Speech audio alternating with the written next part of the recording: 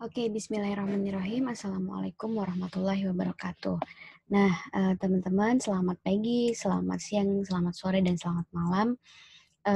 Semoga semuanya tetap sehat dan kali ini kita akan mencoba belajar. Kalau kemarin kita bicara soal smart people, mungkin nanti akan ada juga smart economy, kemudian smart living, dan lain sebagainya terkait dengan smart city.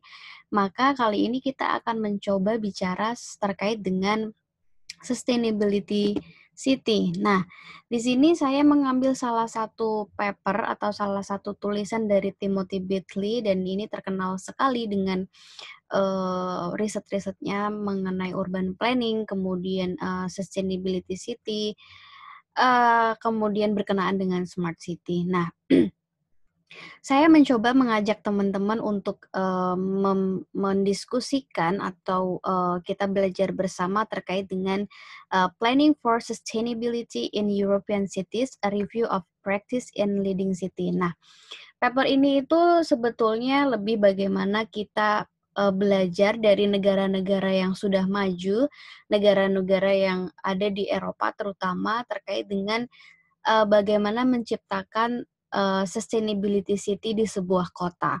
Nah, ini penting kenapa? Karena ketika kita bicara terkait dengan smart city, apalah apalah arti smart city kalau itu tidak sustain. Artinya smart city itu baik. Smart city itu konsep yang sangat luar biasa untuk menjadikan kota sedemikian rupa agar nyaman, kemudian bisa membantu kehidupan dari masyarakatnya dan lain sebagainya. Tetapi kalau hanya dalam satu term atau dalam kondisi tertentu itu percuma. Nah, makanya itu smart city harus dibarengi dengan juga yang namanya sustainability city atau kota yang berkelanjutan. Oke, berbicara soal kota berkelanjutan, ini presentasi yang dibuat hari ini ada abstraknya karena ini berdasarkan paper, jadi nanti saya mencoba untuk menyampaikan gagasan dari sebuah paper itu, gagasan dari artikel itu mengenai sustainability city. Kemudian keywords-nya apa, kemudian quotation, reflection, dan juga discussion. Nah, ini sebetulnya bagus, artinya teman-teman ketika membuat sebuah presentasi mungkin akan lebih terarah ketika teman-teman bisa menyampaikan konten apa yang teman-teman sampaikan seperti itu. Nah, saya mencoba membuatnya dengan uh, apa bagaimana sebuah paper, sebuah artikel itu kita mereview dan menyampaikan kepada orang lain seperti itu. Oke, berbicara terkait dengan Profesor Timothy Beatley, ini adalah fotonya dan ini adalah buku yang sangat terkenal, Green Urbanism: Learning from European Cities, karena again kota yang sebetulnya jadi kiblat sebuah smart city dan sustainability city adalah banyak di Eropa ya. Kemudian bagaimana green city itu, green urbanism itu bisa mengurangi arus urbanisasi yang sangat padat, kemudian bagaimana urbanisasi ini dirancang sedemikian rupa agar kota tetap hijau, kemudian kota tetap dikontrol pertumbuhan perkotaan di suatu kota gitu ya. Nah, ini buku-buku yang terkenal. Kalau teman-teman mau cari e-booknya juga ada. Oke. Dr. Timothy Beatley is an internationally recognized sustainability city researcher and author. His writings have focused on creative strategies cities can use to reduce their ecological footprints and become more livable and equitable place in the process. Nah, maksudnya adalah yang saya tadi sempat sampaikan bahwa riset dia itu berupaya untuk memberikan sebuah alternatif solusi bagaimana kota itu lebih livable, kota itu lebih equitable, dan kota itu nyaman ditinggali, kota itu ya menjadi bukan kota metropolitan yang sesak akan kemacetan dan lain sebagainya. Nah, ini menarik ya. Artinya ya mengarah ke sustainability city, bagaimana kota itu sustain, kota itu berkelanjutan seperti itu. Ini abstraknya bahwa as an author mentioned that most European city takes sustainability urban development more seriously cities than the United States. Nah, again, as I mentioned before, seperti apa yang saya katakan sebelumnya, bahwa sustainability city ini kiblatnya ya memang di Eropa. Banyak kota-kota yang berhasil mewujudkan sustainability city itu di Eropa, rather than di United States atau kota-kota yang lain. To be sure, many European cities are facing some serious problem and trends working against sustainability city. Ya, faktanya adalah bahwa kota-kota di Eropa, kenapa dia itu bisa berhasil dalam kata sustainability city, karena mereka sangat-sangat berhadapan dengan yang namanya problem terkait dengan keberlanjutan, ya terkait dengan populasi, terkait dengan pencemaran, terkait dengan urban sprawl dan lain sebagainya. Nah, sehingga the cities in European cities demonstrate the critical role that municipalities can and must play in addressing serious global environment problems. Nah, di sini kalau kita bicara di Eropa bahwa kota atau municipalities itu berperan sangat penting untuk menciptakan sebuah sustainability city. Karena apa? Karena salah satunya adalah terkait dengan kebijakan yang dibuat oleh sebuah kota itu. Nah, many successful sustainability practice that they adopted and some shortcomings they have experienced offer important lessons for UK, US, China, and cities in other countries worldwide. Key among them is an understanding of the great power of partnership and collaboration between different parties with an interest sustainability. Nah, yang menarik adalah di paper ini dia itu menceritakan bagaimana keberhasilan negara Eropa, kemudian di kota-kota di Eropa berhasil menciptakan sustainability city.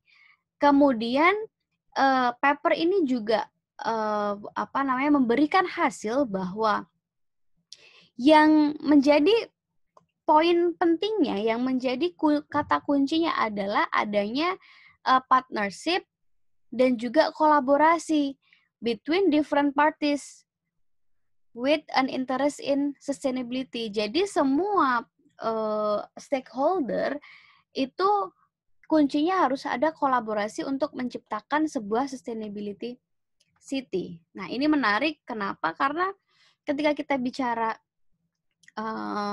different parties, artinya kan ada perbedaan kepentingan ya.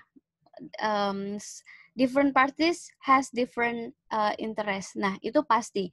Tetapi bagaimana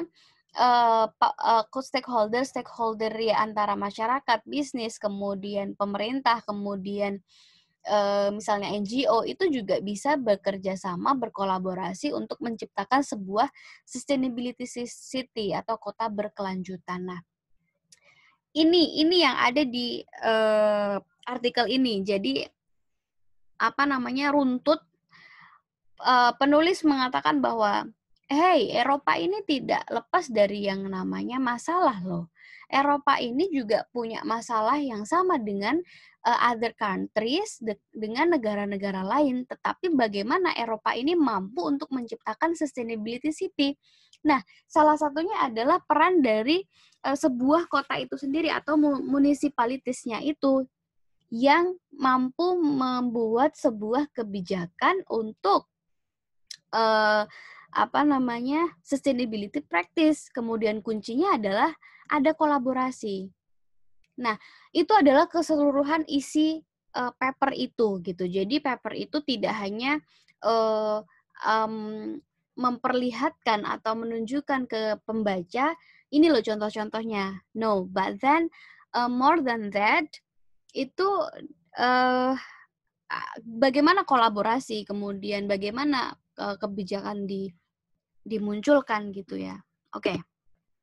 Kemudian keywords-nya ada beberapa keyword di sini. Sustainability city, iya, again karena kita bahas sustainability city, kemudian green city, kemudian urban environment, public space, green urbanism, sustainability mobility, renewable energy, and also the last one is good governance. Karena kalau kita bicara kolaborasi, ya kuncinya ada di good governance. Governance itu kan ada 3 stakeholder, terutama ya, bahwa yang berperan di dalam sebuah good governance itu siapa saja. Seperti itu. Nah, kemudian for the quotes, I choose the important given to strolling, spending time in public place, and to the value of public realism more generally. Maksudnya apa? Jadi intinya bahwa spending waktu, menghabiskan waktu di public place itu sebetulnya sangat valuable. Kayak misalnya karena di kota-kota besar itu banyak taman, kemudian orang-orang itu bisa menikmati keindahan sebuah kota itu lebih meaningful dibanding ya di rumah, kemudian apalagi dengan blok-blok yang sempit. Itu bukan sustainability city.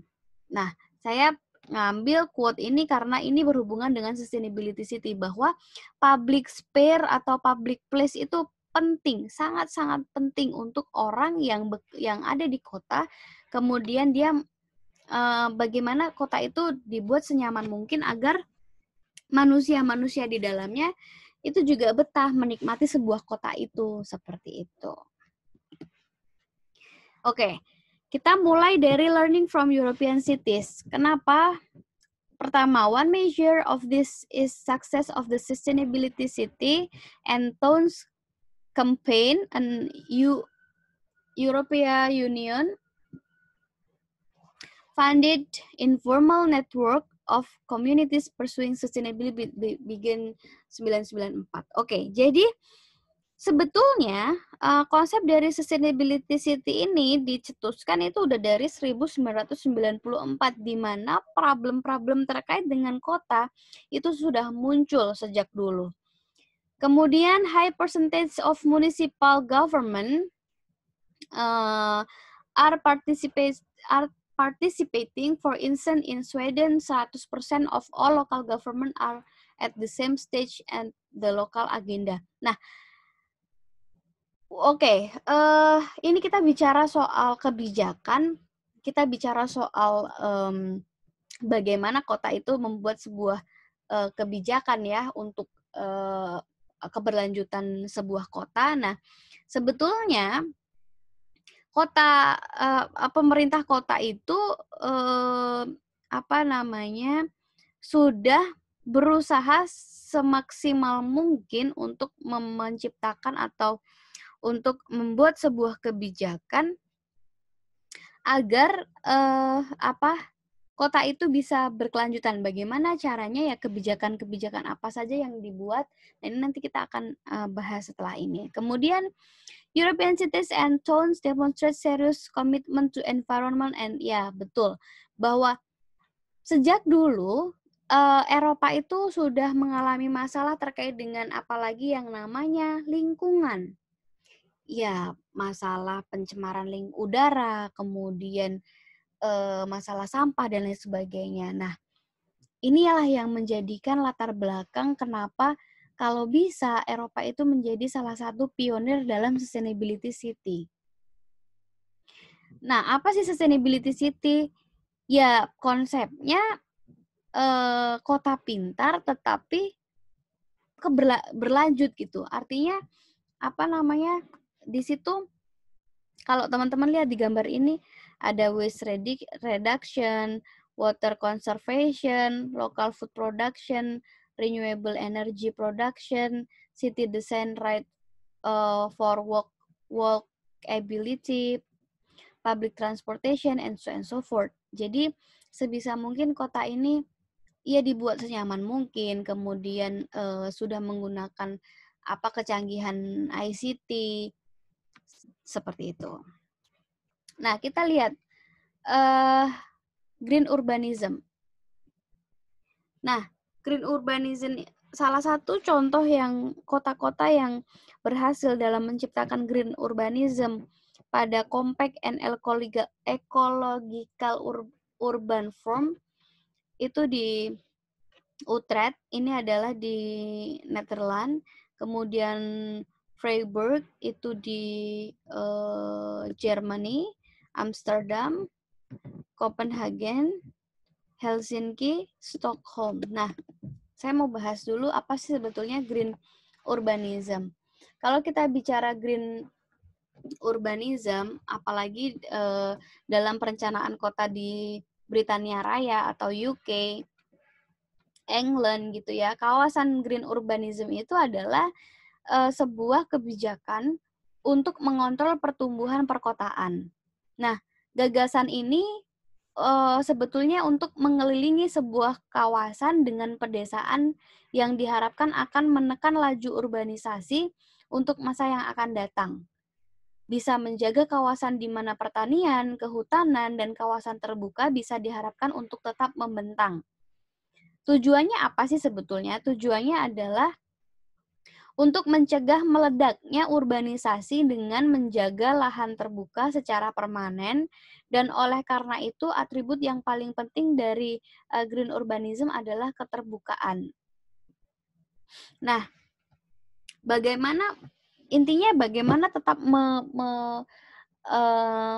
mewujudkan atau tetap ada lahan hijau walaupun di tengah kota gitu ya. Nah, salah beberapa kota tadi yang saya sudah sebutkan yang sudah berhasil adalah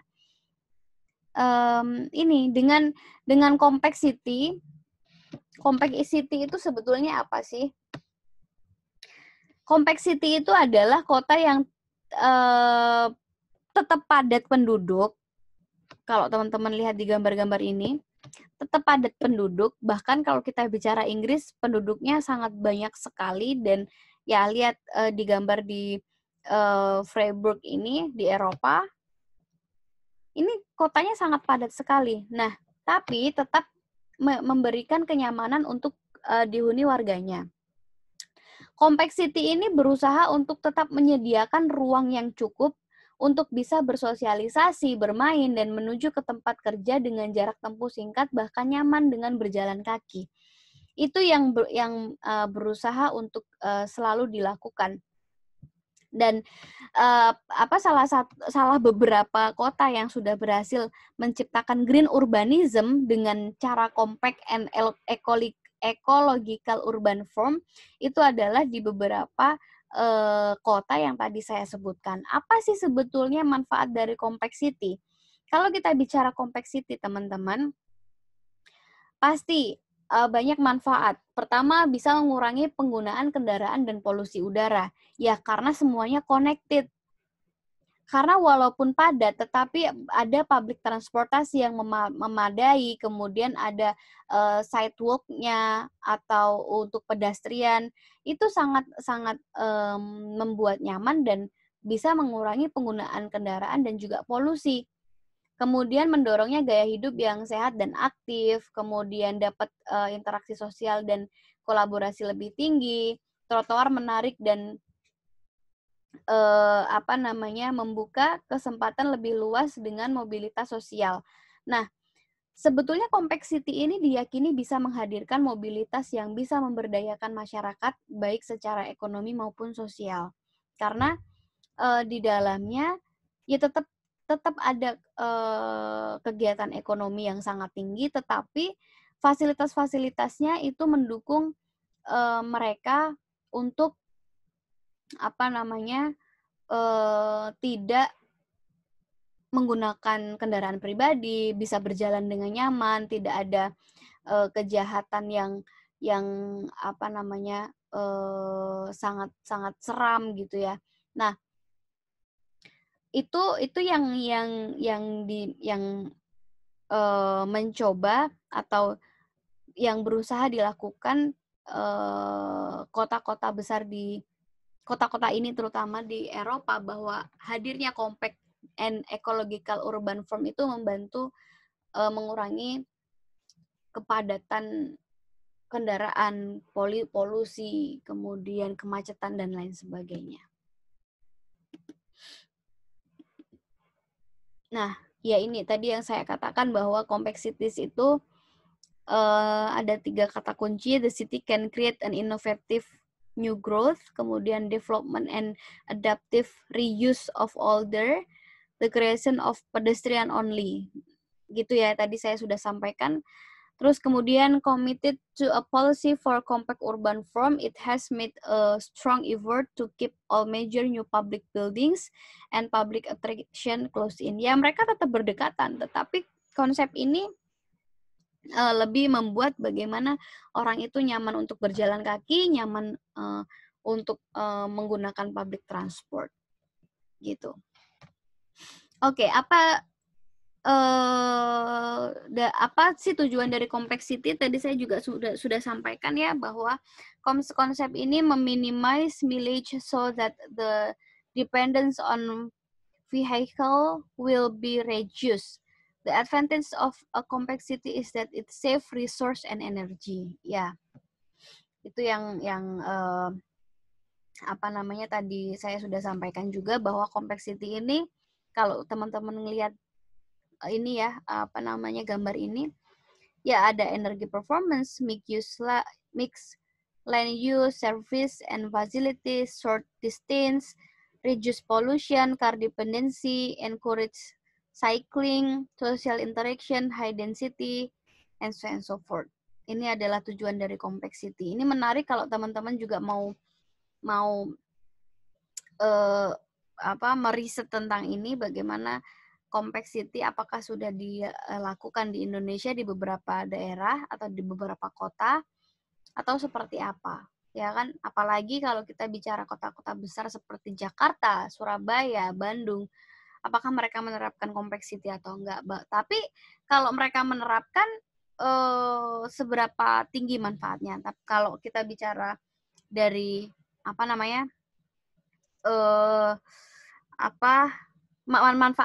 manfaat dari sebuah compact city ini sangat-sangat bermanfaat sekali kalau bisa dilakukan secara maksimal. Seperti itu. Nah, sustainability mobility. Nah, ini saya punya contoh ya, bahwa sustainability mobility ini contohnya di Zurich. I'm so sorry karena gambarnya tidak terlalu jelas, tapi ini bacanya yang dicontohkan di artikel ini adalah Zurich. Yuk kita lihat.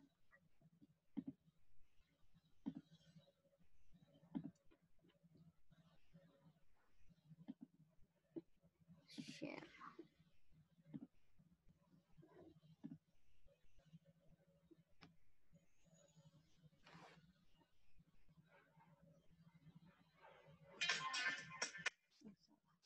Sebentar.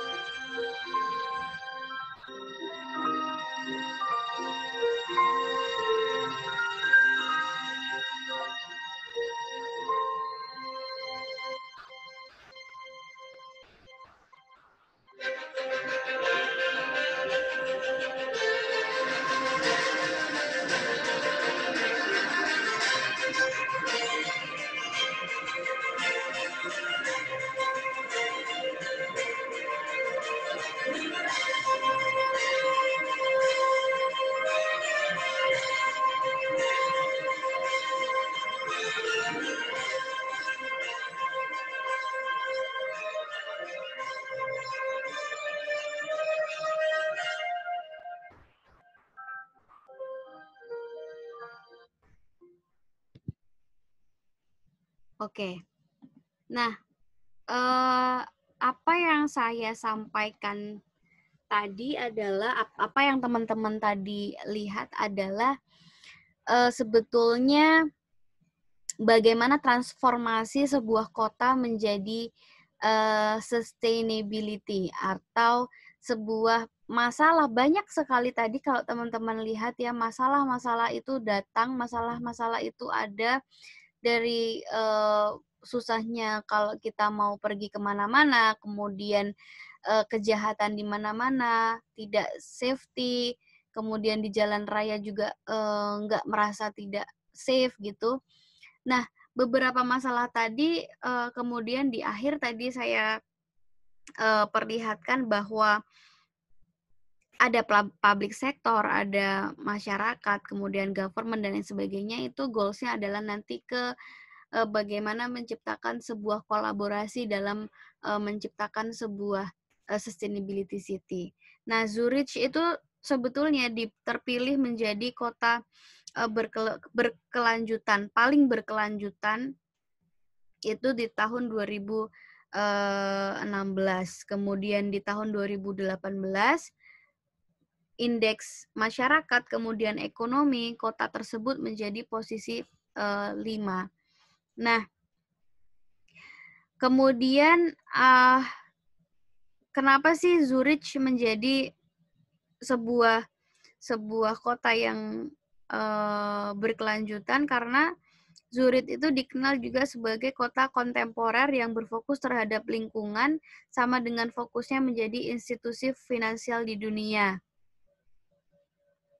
Seperti itu. Nah, jadi Zurich itu tetap fokus on environment, tetapi Zurich juga sebagai kota finansial di dunia gitu. Bagaimana caranya dia maintain itu? Nah, itu yang beberapa perankingan itu menyebutkan bahwa Zurich adalah kota yang paling sustainability. Kemudian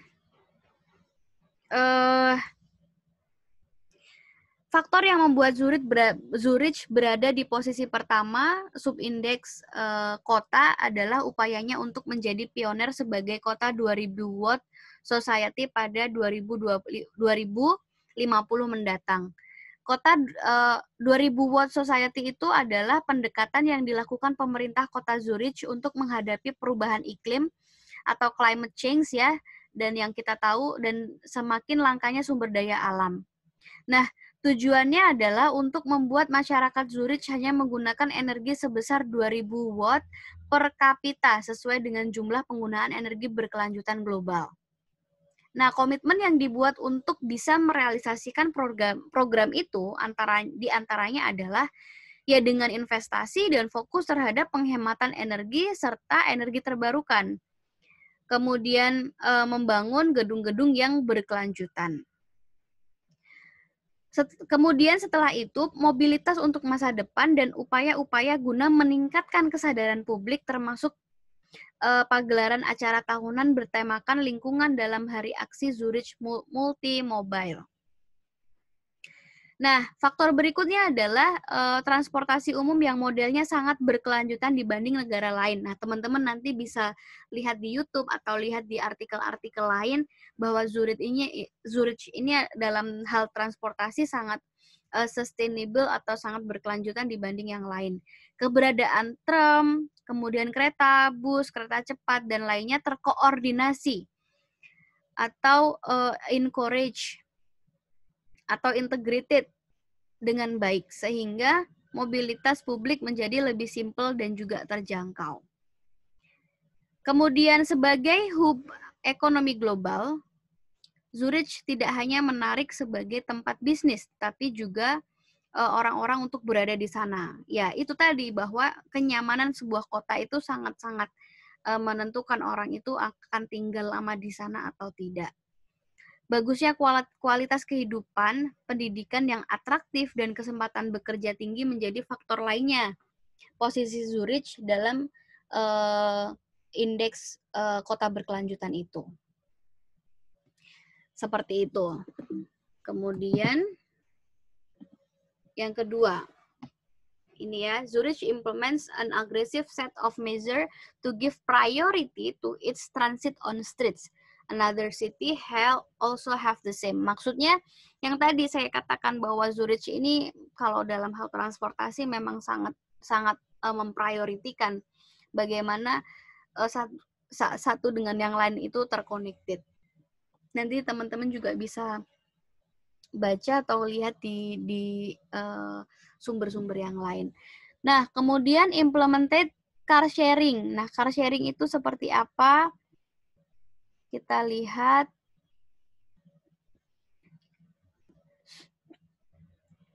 Sebentar. Oke.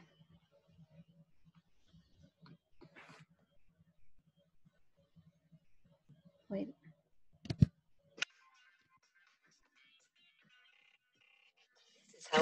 This is how it works.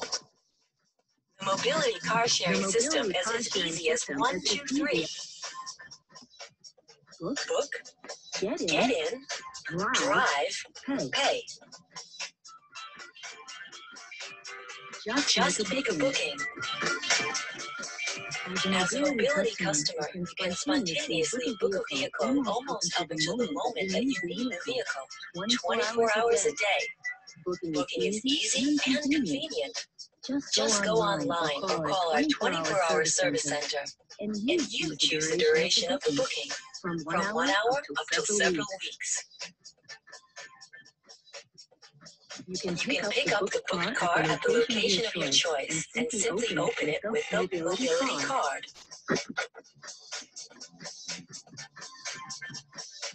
Just get in. The car keys are in the glove box. The latest models can be started without a key. You just push a button. Just drive. Mobility has the perfect car for every occasion. For your weekly shopping spree, an important business meeting, an outing, or moving a house. By combining mobility car sharing and public transport, your travels will be especially comfortable. Take the train for the long trip between centers and a mobility car for the last leg. Filling up is really easy too. You'll find the petrol card for paying inserted in the onboard computer. Petrol charges are made directly to mobility. You can use the onboard computer in the car to renew, shorten, or immediately end your booking yourself. That's easy and convenient too. Park the car at the location where you picked it up. Put the car keys into the glove box. Or turn off the engine by pushing the button.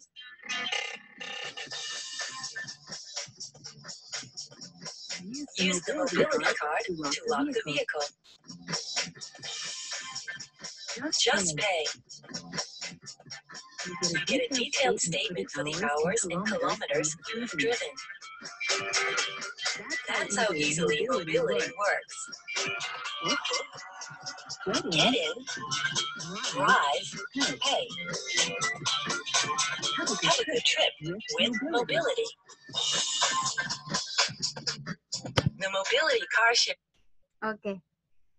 Nah, sebetulnya apa namanya? Kalau kita bisa lihat ya tadi di video yang tadi, itu simple kayak peminjaman mobil tetapi dilakukan secara menggunakan ICT. Artinya adalah tidak manual lagi, tidak kita ke tempat peminjaman kemudian harus meninggal apa dan lain sebagainya gitu ya. Tapi kalau ini ya kita bisa pinjam mobil dimanapun sesuai dengan tempat atau aplikasi yang disediakan. Misalnya, oh kalau di kota ini di bagian A misalnya itu terletak di jalan apa atau di mana gitu. Jadi ini lebih ke apa namanya? Sebenarnya simpelnya peminjaman mobil ya, tetapi bagaimana how they can use the ICT to manage all the things in car sharing gitu. Kalau kita bicara apa namanya yang sudah dilakukan di Indonesia ya, misalnya dengan bantuan adanya Gojek, Grab itu sih ya, jadi mengurangi orang untuk mengeluarkan apa kendaraan pribadi. Oke, kemudian thinking beyond the automobile. Nah, sebetulnya ya teman-teman banyak sekali di negara-negara Eropa itu yang menggunakan bicycle atau sepeda. Ya, kalau sekarang itu di Indonesia jadi tren sepeda itu untuk olahraga, kalau di Eropa atau apa di Taiwan ini memang setiap harinya kalau bisa kita menggunakan sepeda gitu. Nah, ini mengurangi polusi, mengurangi apa namanya pencemaran udara dan lain sebagainya. Ini yang sudah dilakukan di negara-negara Eropa. Building pedestrian cities, expanding the public realism. Nah, maksudnya ya ini ya tadi apa namanya yang tadi saya sampaikan bahwa public realism kemudian public sphere itu sangat penting untuk orang-orang yang berada di dalam sebuah kota yang sangat tinggi aktivitas ekonominya. Nah, kita lihat apa namanya London ya. Contohnya di London. The City of London is the most recent notable example. Now charging a fee of £5 for cars wishing to enter central London. Ini adalah ya ini dibuat untuk pejalan kaki sebetulnya. Dan kalau misalnya ada mobil yang lewat sini, ini akan kena charge. Karena apa? Karena kebijakan ini dibuat untuk support the pedestrian culture and community life is indeed possible, even where the climate may be harsh, and that this space serve an incredible range of social, cultural, and economic function. Tapi itu yang sudah dilakukan di London. Kemudian cities like Barcelona, Venice remains positive and compelling models of pedestrian.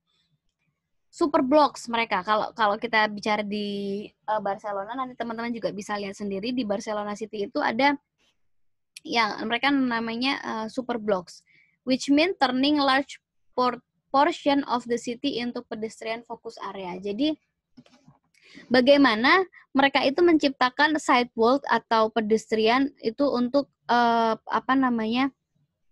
Ya untuk pejalan kaki. Bagaimana mereka menciptakan apa namanya kawasan kota, tetapi mereka buat juga untuk pejalan kaki. This encourage people to walk and cycle rather than drive, which not only makes for more human city space but reduce urban pollution. Ya, you see kan di sini ya ada mobil, ada motor dan lain sebagainya, tetapi mereka bikin super block di sini itu nanti di sini kalau dari atas nggak kelihatan, tapi kalau di sana tuh nanti teman-teman akan dikasih space untuk bisa menikmati pedestrian gitu. Vienna City already provide a high quality service in active transport, pedestrian and bicycle. Nah, di tahun 2019 itu mendapat kategori atau mendapat predikat most livable city. Kota yang sangat nyaman untuk ditinggali itu di tahun 2019 adalah menurut Economist Intelligence Unit itu di Vienna, di Austria. Karena mereka ya ini tadi kuncinya ada pedestrian dan juga bicycle traffic. Jadi mereka mengurangi penggunaan kendaraan bermotor, mobil dan lain sebagainya. Tapi lebih membuat kota itu ada banyak public transport, kemudian untuk pejalan kaki dan juga untuk bicycle traffic. Greening the urban environment. Ya, bagaimana menciptakan sebuah kota yang tinggi akan aktivitas ekonomi tetapi tetap hijau, tetap ada kota itu ya tetap hijau. Tadi yang awal compact city tadi ya, bagaimana kota itu tetap padat, tetap banyak orang, tetap sempit, tapi tetap hijau. Intinya gitu. Nah, cities such as Helsinki and Copenhagen are the spatially structured. Contohnya di Helsinki dan juga di Copenhagen. Renewable energy and closed loop cities. Ya, ini bagaimana mengurangi sampah dan juga renewable energi atau energi terbarukan ya. Oke. Dari organic matters, kemudian di collection, kemudian melalui biomethanation, distribution network, dan juga menjadi sebuah energi. Nah, itu bagaimana caranya ya recycle energi ya. Kemudian, reducing the amount of energy consumption without having to experience a decline in the benefit of energy use with productive or consumptive purpose. Contohnya di Heidelberg dan juga Freiburg have set ambitious maximum energy consumption standards for new construction project. Oke, green cities, green governance. Ya, pasti semuanya akan harus bisa take a role. Ada government, kemudian ada harusnya di sini ada bisnis, NGO, community, have a be-one stakeholder gitu ya. Jadi bagaimana semua orang, semua parties itu bisa take a role dalam menciptakan green cities atau sustainability city. Yang ini ya, ini lebih lengkapnya ada NGO, private sector, mental health providers, academia, social services organization, educators, community, state, local, tribal government, law enforcement. Okay. The reflection is that each city is taking and sharing their best practice. The cities are expected to be better prepared to deal with this challenge that urban areas are facing and will further face as our society develops. Ya, ini refleksi saya bahwa dari contoh-contoh yang tadi disampaikan oleh artikel ini dari autor, dari penulisnya adalah bagaimana kota-kota besar itu kok bisa berhasil, kemudian policy-polisinya bagaimana. Sebetulnya salah satu kuncinya adalah ketika kita bicara kenapa Zurich bisa menjadi kota yang berkelanjutan di tahun 2016, kemudian di 18. Nah, itu karena polisinya. Polisinya apa yang tadi saya sudah sebutkan, bahwa mereka mencoba untuk menggunakan 2000 watt, di mana nanti itu akan diproyeksikan di tahun 2050 mendatang. Tapi dari sekarang pemerintahnya sudah aware dengan yang namanya public transport itu lebih penting, kemudian bagaimana menciptakan pedestrian, kemudian menciptakan thinking beyond the automobile, bagaimana orang-orang itu biar mau naik sepeda, kemudian bagaimana menciptakan car sharing dan lain sebagainya, green city, compact city. Itu adalah beberapa keberhasilan sebuah kota dalam membuat sebuah kebijakan kemudian diimplementasikan dan berhasil. Nah, ya, seperti kita tahu bahwa world cities emit around 70% of the world's carbon dioxide, considering food, clothing, electronic, dan lain sebagainya, yang itu kebanyakan juga dibuang di laut, ya. Kalau teman-teman lihat, ya kita sekarang menghadapi climate change. Nah, bagaimana sebuah kota itu, ya seharusnya di negara-negara itu dapat bekerja sama untuk menciptakan kota yang lebih sustain lagi, bagaimana mereduce sampah, kemudian renewable energy, dan lain sebagainya. It's important to bear in mind which are the greenest and most ecological cities, learn from their best practice, and perhaps start restructuring from there. Having more green space and lower air pollution levels, betting on creating cleaner transportation method and good rates of solid waste management are some of the pillars of green city. Ya, bagaimana itu ya, again, bagaimana sebuah kota itu mengurangi polusi udara, kemudian mengurangi sampah, kemudian bagaimana merecycle itu, kemudian bagaimana kota itu bisa menciptakan sebuah public transport yang nyaman, yang connected, yang terintegrasi. Jadi orang itu malas untuk membawa kendaraan sendiri. Pada akhirnya orang suka berjalan, orang suka naik sepeda. Nah, itu sebetulnya harus dimaksimalkan, dan sebetulnya itu harus dibikin sebuah kebijakan. Nah, many European cities are facing some serious problems and trends working against sustainability city. In particular, a dramatic rise in automobile ownership and use, a continuing pattern of deconcentration of people and commerce. There are also process lessons here. Again, key among them is an understanding of great power of partnership and collaboration between different parties with an interest sustainability city. Humanizing cities and strengthening their livability and sociability as well as their sustainability. Oke, ada kata dari profesor saya yang saya selalu ingat, don't try do best, but try to do the best. Don't try to do perfect, but try to do the best. Nah, ini pertanyaan saya untuk discussion. What do you think about green urbanism concept? Do you agree with that? Why? Apa pandangan Anda tentang green urbanism, konsep green urbanism, atau kalau kita bahasa Indonesia kan sabuk hijau ya, kota itu gimana caranya supaya dibuat green city, salah satunya tadi dengan compact dan juga ecological urban form. Apakah kamu setuju? Kalau iya, kenapa?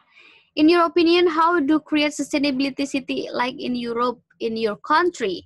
Do you have other strategy? Ya, karena kalau tadi kita bilang bahwa salah satu kuncinya adalah sebuah policy atau sebuah kebijakan. Kemudian kebijakan itu bisa dilakukan di negara Eropa itu sangat bagus. Nah, terus kalau menurut Anda, bagaimana sih menciptakan sebuah kota berkelanjutan di negara kalian atau di Indonesia ya, terutama seperti Eropa? Apakah kamu punya strategi? Kemudian ketiga, from the experience of cities in Europe, which one that have been implemented in your country? Ada nggak? Ya nggak usah persis, tapi sedikit mirip. Tadi beberapa contoh ada pejalan kaki, kemudian pedestrian walk side, kemudian energi, kemudian compact city, kemudian beberapa contoh tadi yang sudah dilakukan di Eropa, public transport dan lain sebagainya. Ada nggak yang kira-kira sudah dilakukan di Indonesia? Kalau ada, apa dan bagaimana? Itu saja 3 question dari saya. Oke, mungkin itu. Oke, mungkin itu ya teman-teman.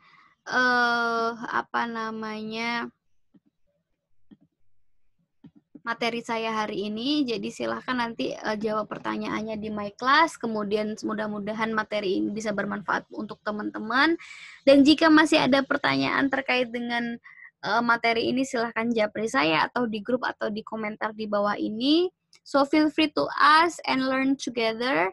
Ya, karena belajar itu ya bisa di mana saja, tidak harus dengan AB, tapi dengan siapa saja kita belajar. Mudah-mudahan ini bermanfaat. Terima kasih. Selamat melanjutkan aktivitas. Terima kasih sudah menonton video ini sampai selesai. Akhirul kalam. Wassalamualaikum warahmatullahi wabarakatuh.